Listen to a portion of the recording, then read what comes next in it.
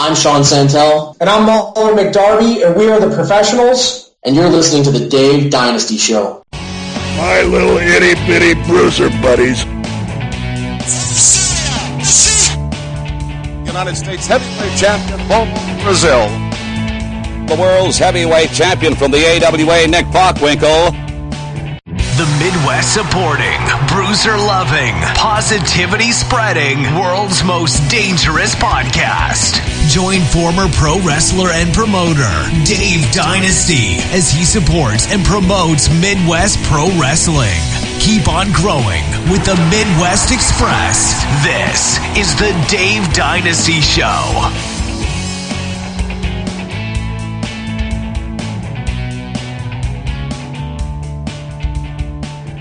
Greetings and welcome to the Dave Dynasty Show. I am your host, Dave Dynasty. Thank you for joining us for another great episode.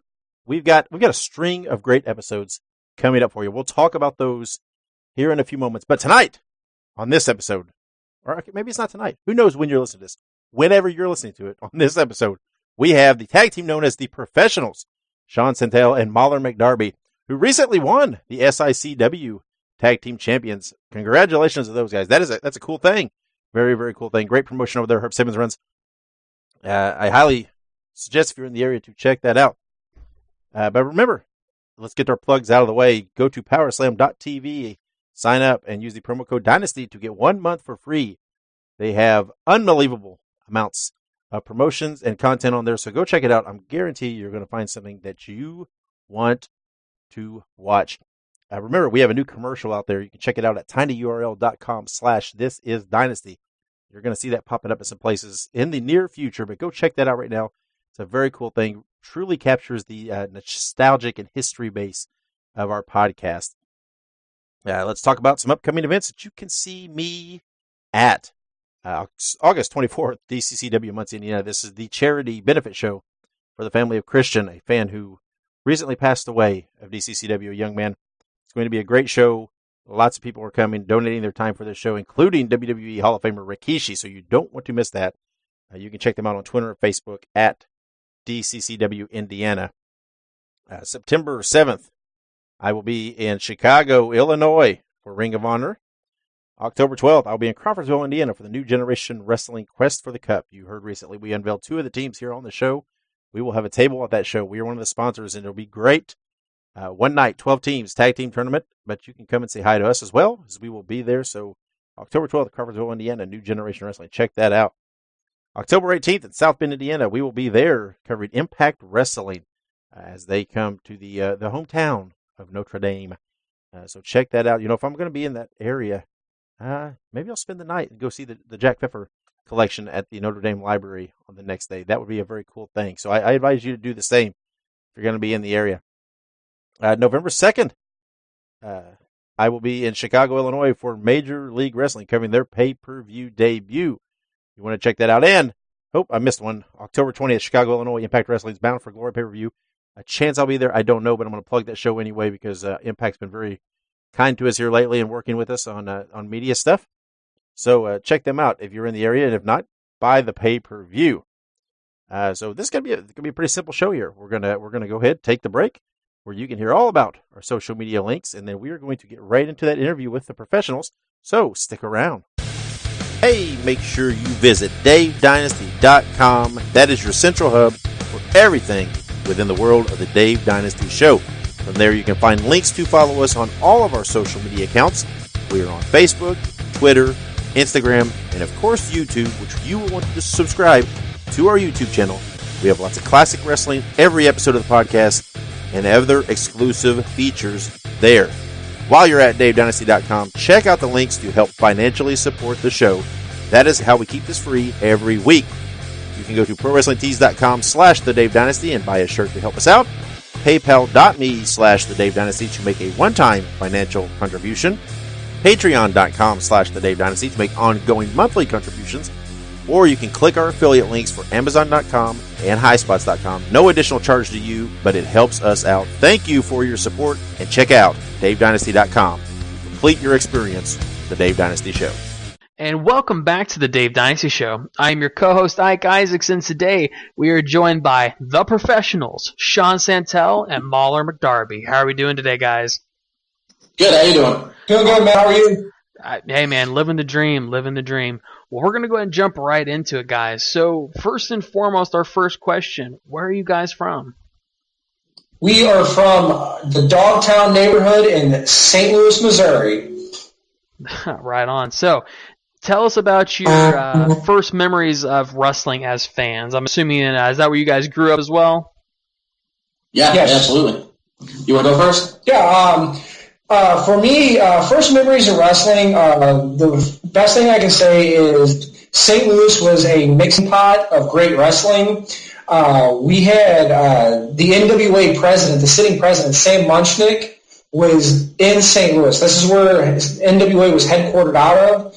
So we got a lot of great wrestling, not just local, but every national star that you can name, Sam Munchnick brought in here on a monthly basis to watch. But also when the cable system set up, we got here in St. Louis, we had the Mid-South Wrestling. They were known as, what did they turn into?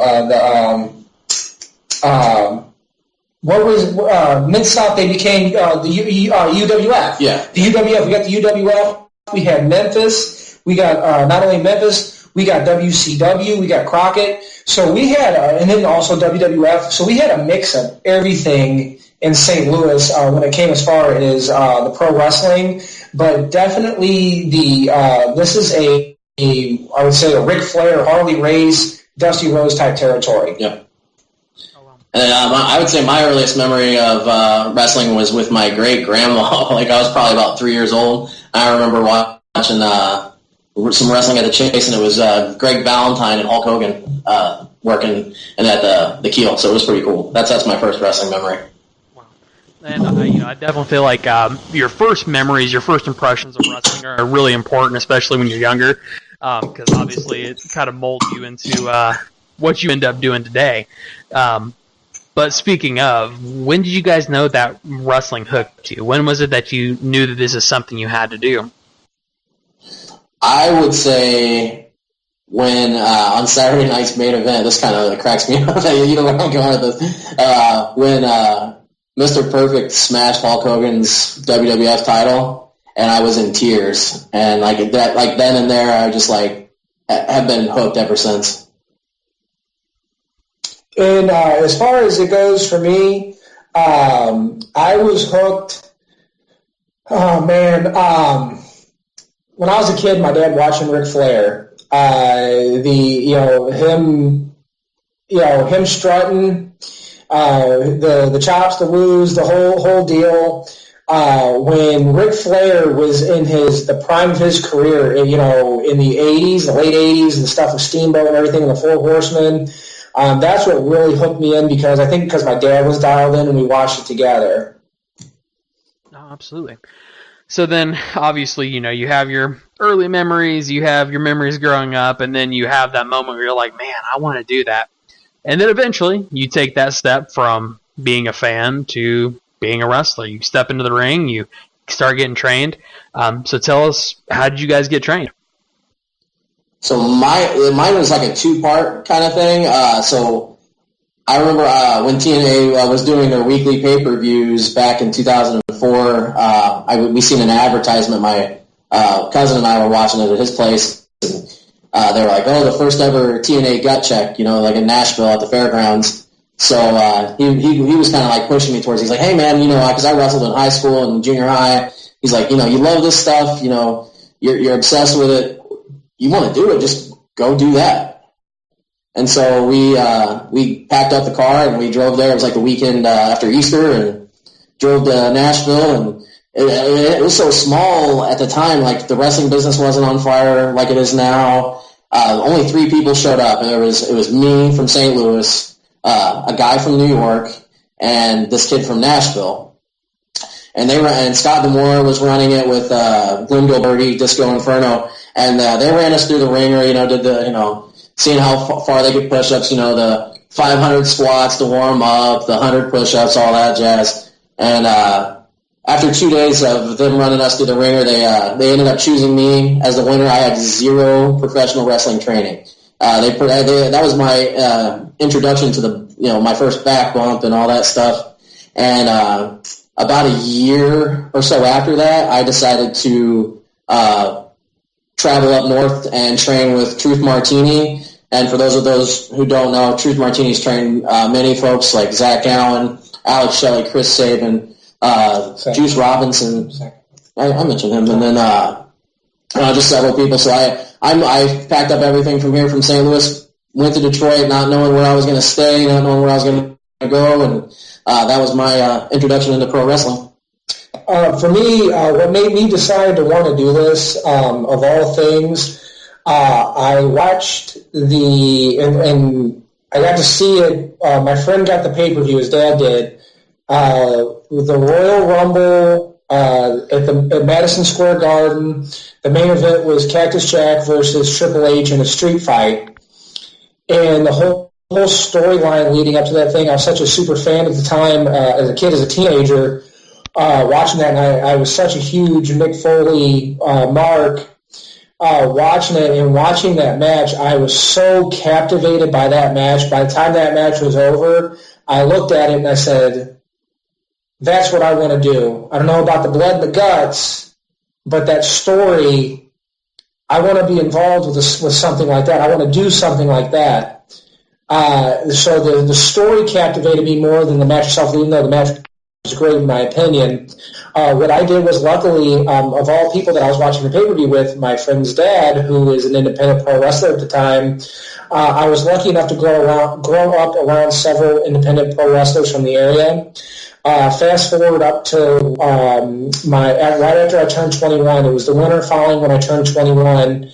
I went up to the show, and I went to his dad, and I asked him if I could get into pro wrestling, and he was actually hurt, and he was retiring from the business, and I was actually his last favor in the business. He told the promoter, he's good, you can train him. I put my word on him. Now, fast forwarding, once I started training, I didn't realize that's how you actually, back in the day, got in the business. You had to know somebody, you had to have an in, you had to earn your way. Unlike my tag partner, who had to pay for all of his training, I didn't have to pay a dime for my training. However, though, I had to work, scrimp, and I was like, in a sense, like a young boy. Any chore that had to be done, I was the guy doing it. Anytime there was something to be done in the ring, taking bumps, whatever, I was the guy doing it. So that's how I broke into pro wrestling, and they showed me the basics. They showed me how to get through it. And the reason why I was able to evolve was because when Shawn come down from his training, he showed me the stuff that he knew. No, absolutely.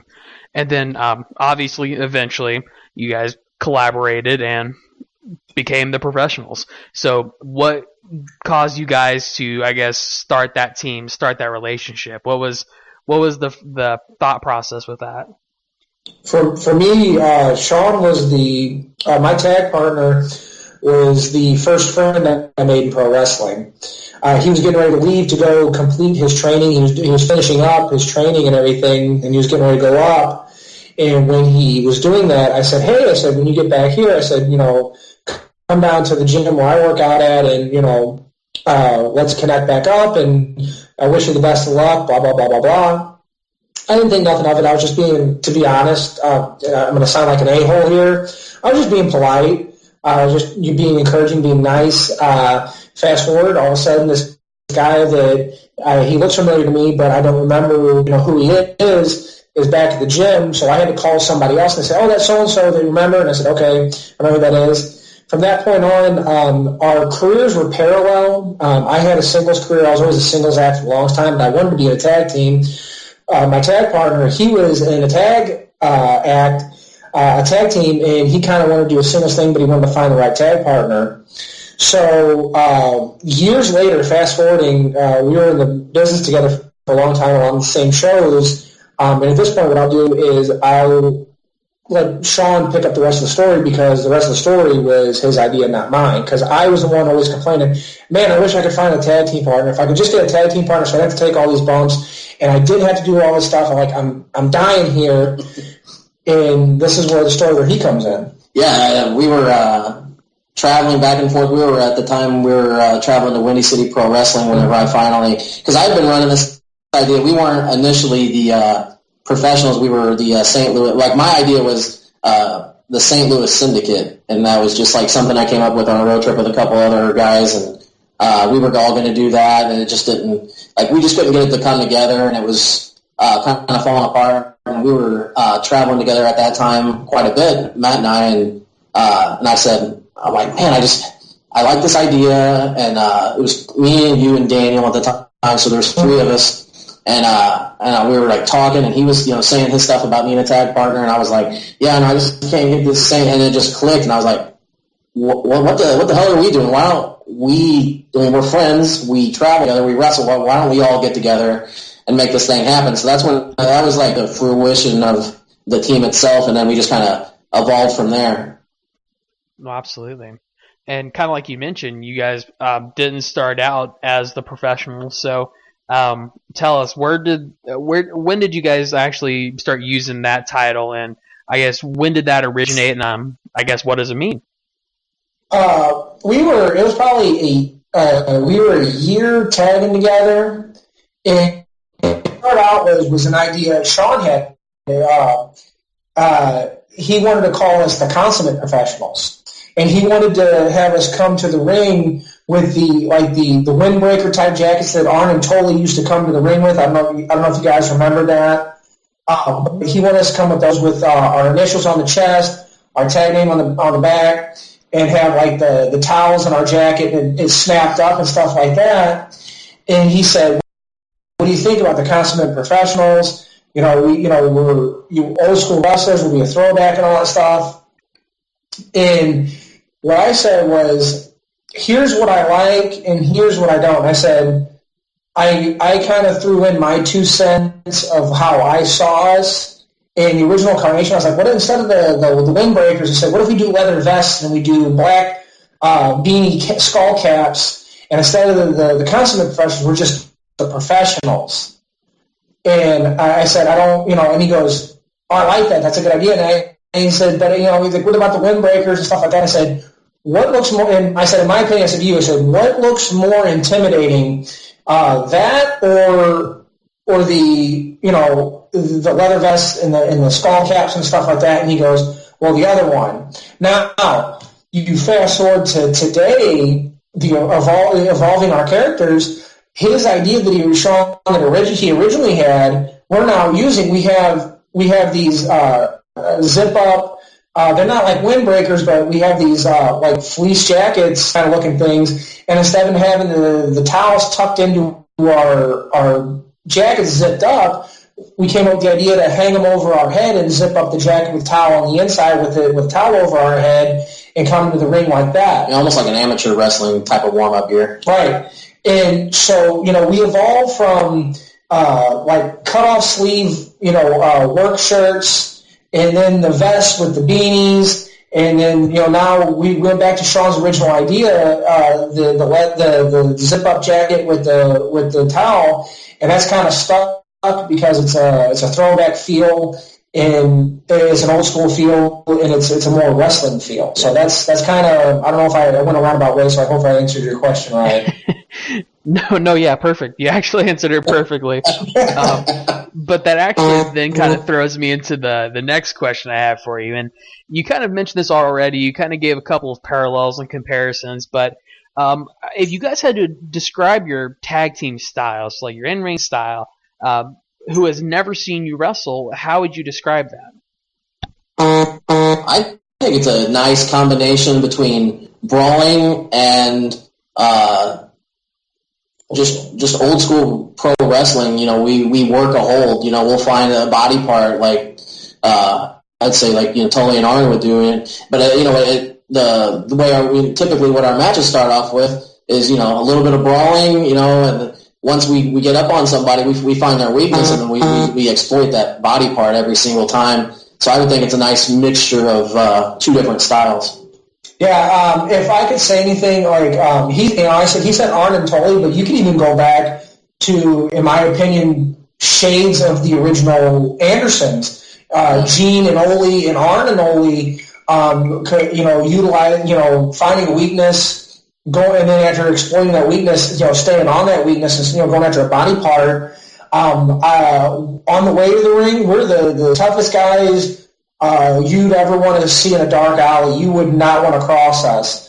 And when we're in that ring, we're the toughest people you ever meet. And then when that bell rings, then we start kind of rethinking our strategy. Can we really deal with these guys? I don't know if there's cursing allowed, so I'll censor myself. We're the most chicken-ish heels in that ring that you'll ever run into until we get the advantage on you. And then we have a lot of people, fans, that, it reminds them of old school wrestling. Like, man, that was like wrestling like when I was a kid, when I watched older people, like people that are older than us.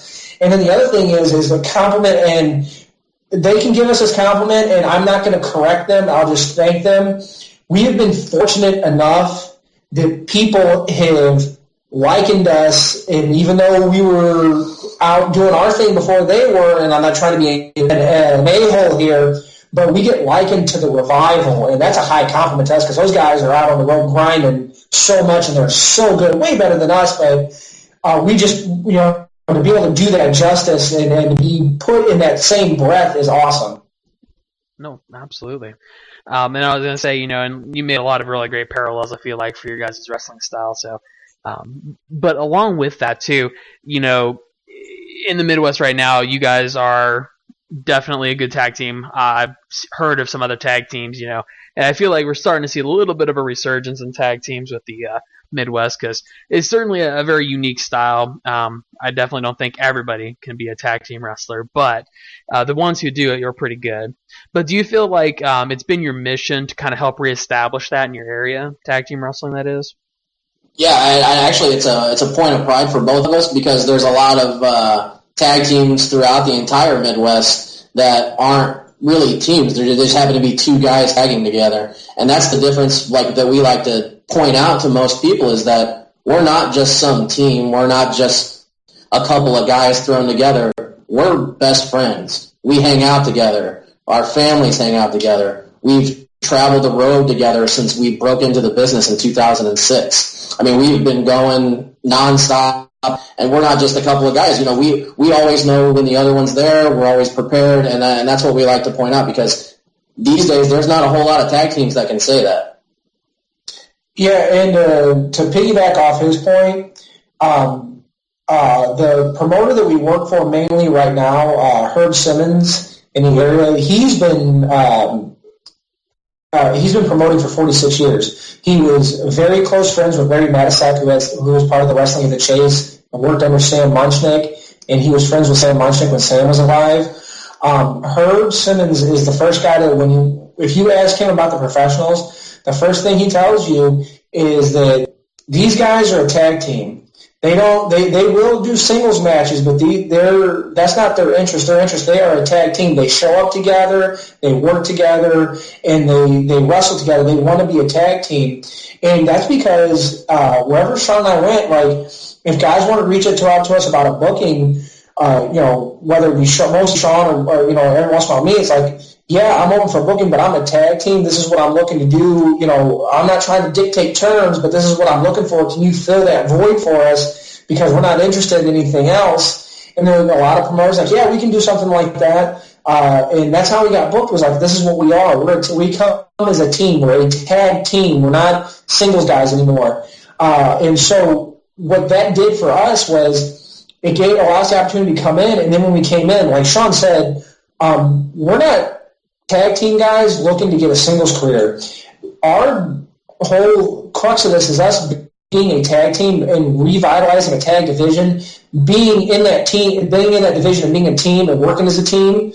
So that's what our whole goal was, and we're happy to see that this whole thing has resurged, and now there's more prevalence. And I'm not going to take any credit for the reason why we're not going to take any credit for this is the reason why this happened. We just happened to be in the right place at the right time, and we just had the right mindset when it came about. No, absolutely. And I definitely feel like, any good tag team that is able to form and like you said, it kind of represents not just being two random dudes. I feel like that's always going to be beneficial for the overall because people are going to see that and hopefully try and imitate. Yeah. Maybe not be the same, obviously, but definitely try.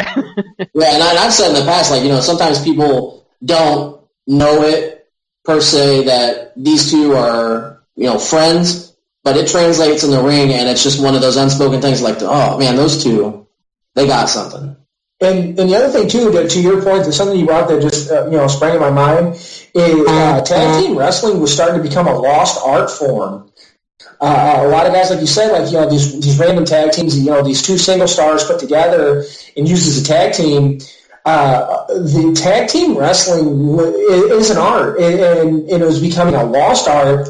And with the resurgence, thankfully and luckily, guys that were still around from an era, there was a tag division and was an important thing, are still there to share that knowledge and say, hey, here's what we did when we were doing it. So, that's another good point is that's something you brought to mind was it's becoming a lost art.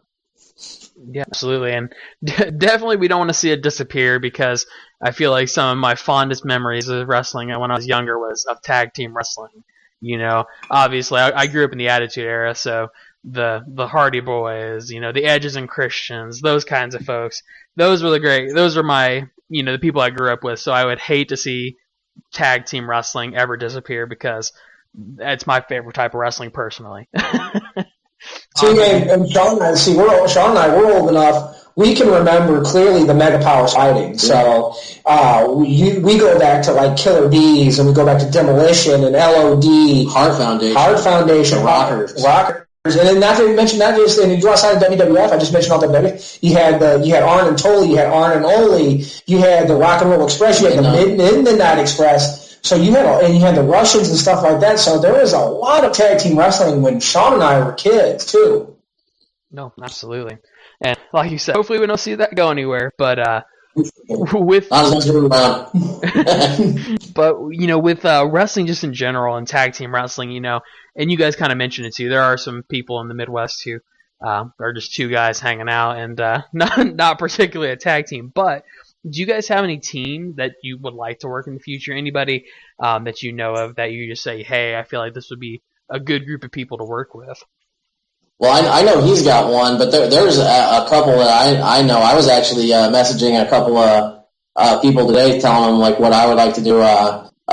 Mysterious Movado and El Ridiculoso up in they're from the Detroit area, and also Nick Williams and Marcelo Spade from up in the Chicago area. I think that would be. I think we would all have good chemistry and work well together. And I know what yours is. I got two, and I'm gonna do the first one, and the first one is the Star Twins here in the Midwest area. They're actual twin brothers. And they're the white meat based tag team that everybody remembers from the Rock and Roll Express days. Their style mixed with our style to be able to tear up with the Star Twins. In my opinion, that would be great. That would be like a night off for us. In my opinion, I think it would just it works itself out. It's a night off. But our big one. The one we want to go after the biggest one, any main event, anywhere you would go, tag team, would be the Professionals versus the handicapped heroes of Gregory Irons and the one-legged wonder Zach Gowen. The promos alone, I think, you give us a microphone, you give us a camera.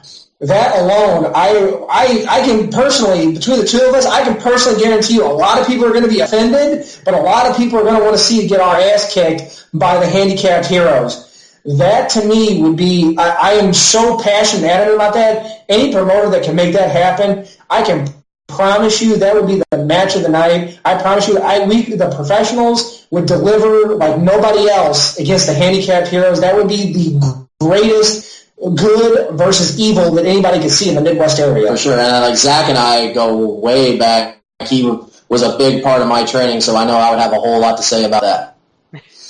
Absolutely. Well, if any bookers are listening, you guys got a mattress, predestined right there. So there is no distance too far that we are willing to drive or fly to make in order to get a crack at those handicapped heroes. I think the perfect place for it might be War Wrestling in Lima. I think that would be a good, nice middle ground for both people.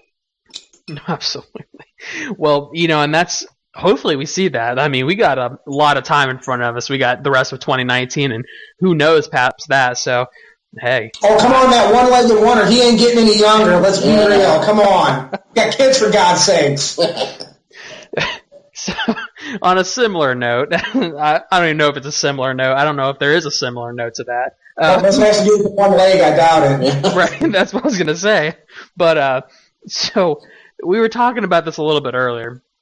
First of all, we were talking about how for tag team wrestling is sort of a lost art, it's starting to have a little bit of a revival, but independent wrestling and wrestling in general has actually been pretty explosive, pretty hot these last couple of years. And Midwest wrestling specifically, I feel like we've had a lot of great stuff come out of the Midwest, a lot of great promotions. But do you guys pride yourself on being part of the scene? And, what is it like to be in that scene currently? To me, it's a badge of honor. I know a lot of people may look at tag team wrestling like, oh, we got to split the money for a raise, blah, blah, blah. To me, tag team wrestling is the greatest thing on a wrestling show. I am so happy and proud to be considered a legitimate tag team. I'm so happy to be adding it to the product in a different way. Have we helped in the St. Louis area? I'll say yes.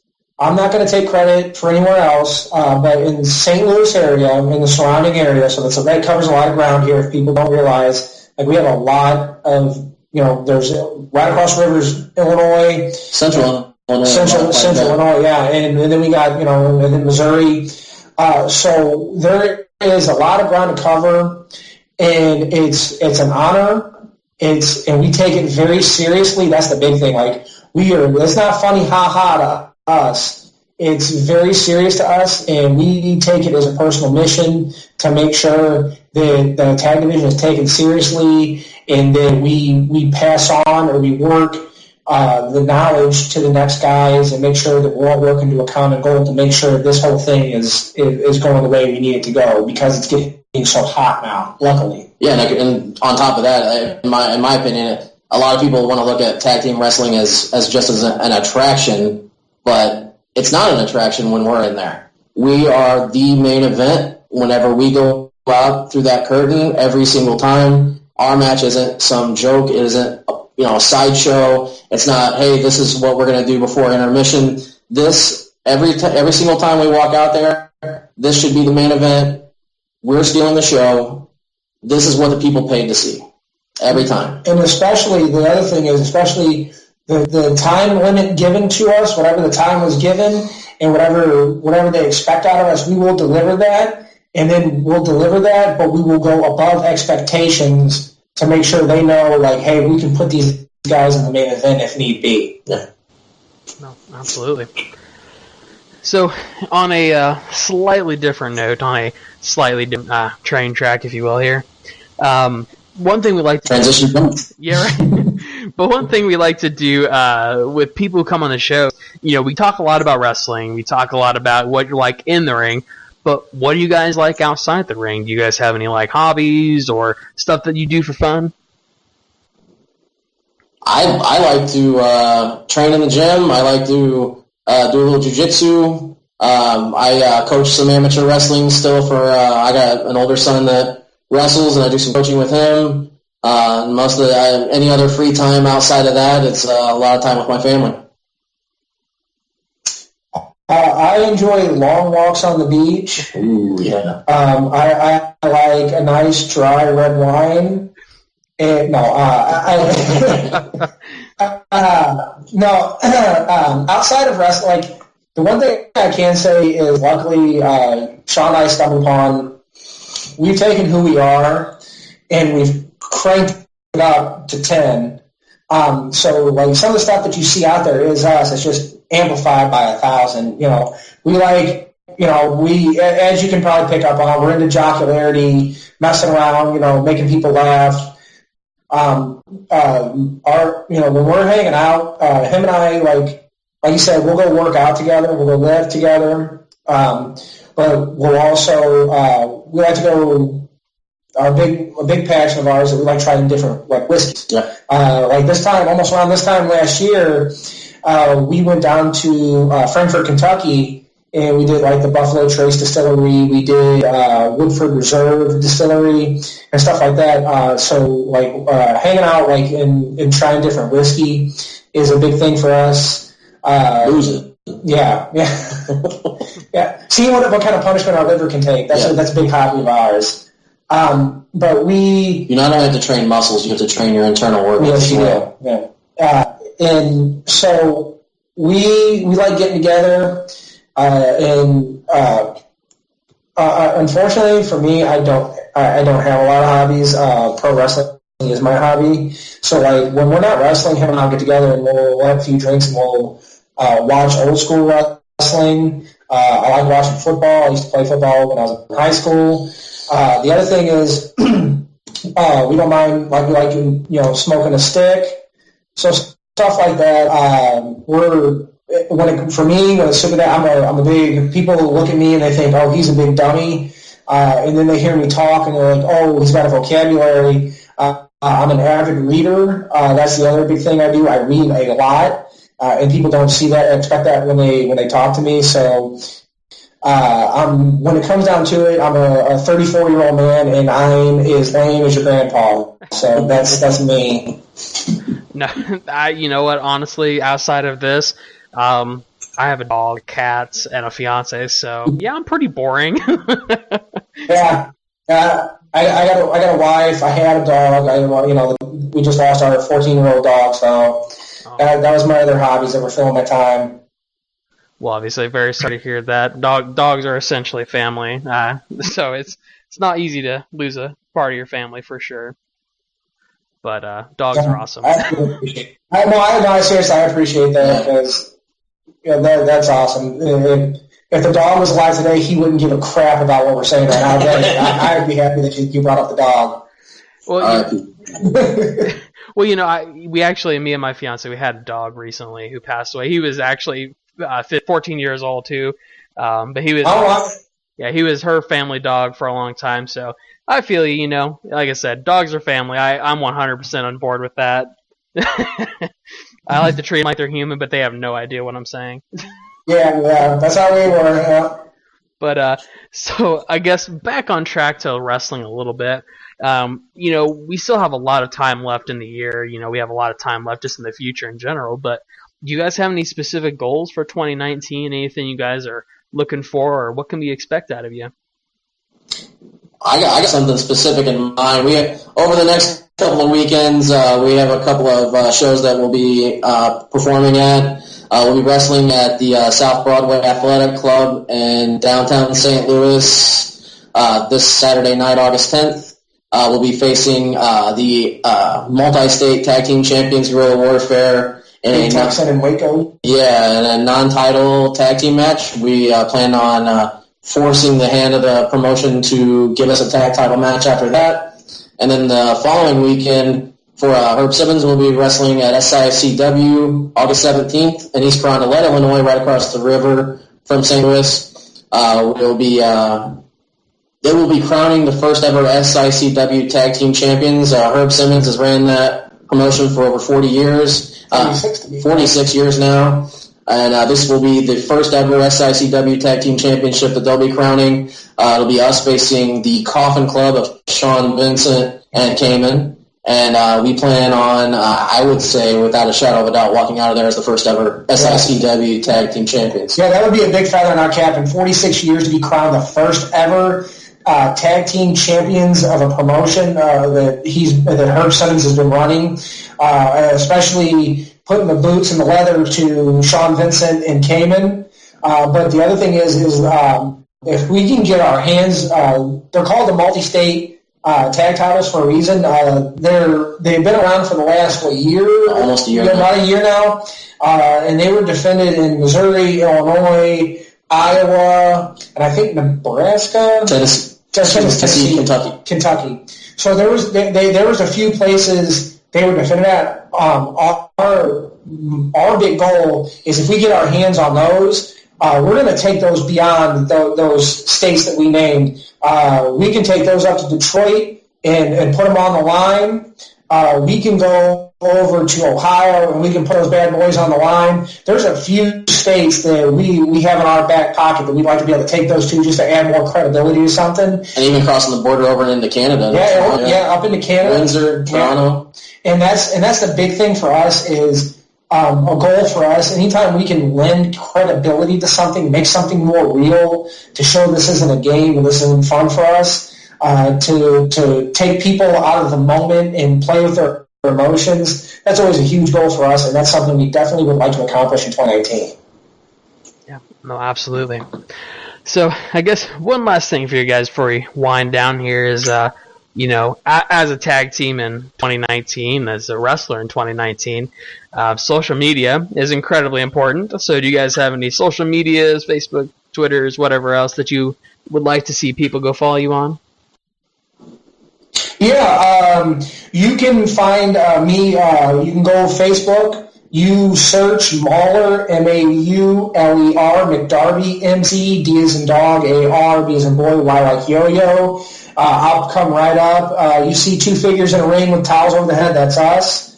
You can find us there. On Instagram, I'm a big Instagram person. You can get us at M like Mauler, P like professional, McDarby, McDarby. You'll find me there. And then on Twitter, it's M like Mauler, McDarby1 on Twitter, and we're interactive there. And you can go there just to follow us, interact with us. You want to try to book us, we're everything. So there's no job too small. There's no place too big that we can show up in, and there's nothing that we're willing to show up for or just interact with. We're very interactive as well, so anything we can do. Yeah, and on Facebook you can follow me at Shawn Soto, SOTO.